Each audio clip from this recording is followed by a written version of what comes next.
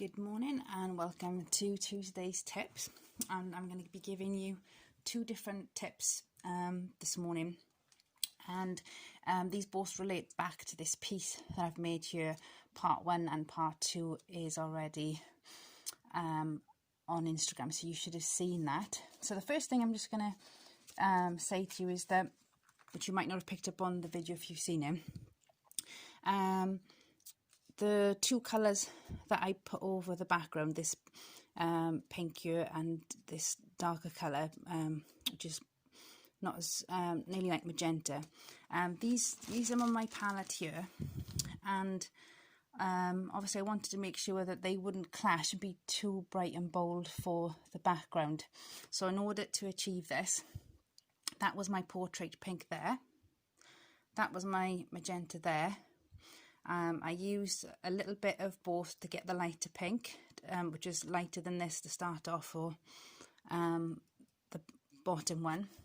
And what I did was, as you can see, I was just picking up a little bit of that green from the background that we used earlier on, worked that into the pink, so now we know it's toned down a little bit and it's not going to be so shocking that it's going to be like in your face. And that's, hopefully, as you can see, that's what I've achieved there. And then later on for the darker pink, again, that's what I used was the magenta, but I also brought in, as you can see, I had the brush and I took up some of the yellowy green here and I brought it across and mixed that in with the magenta there, so that it wasn't just pure magenta that I used. So that was how I made up the colours there for the squiggly lines. So this one is going to sound really simple, but I think sometimes the simplest things are the best things. So in order to do a design in between all the squiggles and make it a bit more interesting, I got out a collection of my gel pens and my metallic pens, and I had no idea how they would look on here, and these two especially was very similar, so I really didn't know what colour they would end up being on the page. As you can see, very similar indeed. So the only way of knowing this is to get a little notepad, and then you start experimenting and squiggling with all your different gel pens and all the different things. The pink come later, so you can pretty much ignore the pink.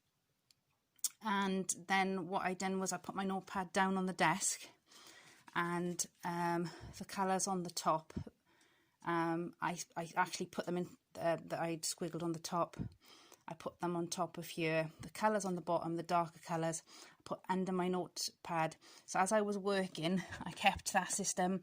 If I took it from the bottom, I used it. I put it back to the bottom. If it was one I'd used on the top, I used it, and then I took it back to the notebook. So I had two different shelves then of colours going on, and then that helped me to remember what colour was which. And if at any point I was just thinking, I was a bit confused, what colour is this actually, then I could give another little squiggle on the middle of my pant to work that out. And the fantastic thing was that lots of these colours came out different in different places. So I'll zoom into this here.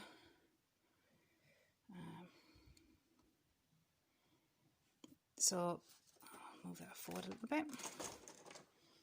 This colour here looks quite gold and on the centre, and actually when you use it on the outside,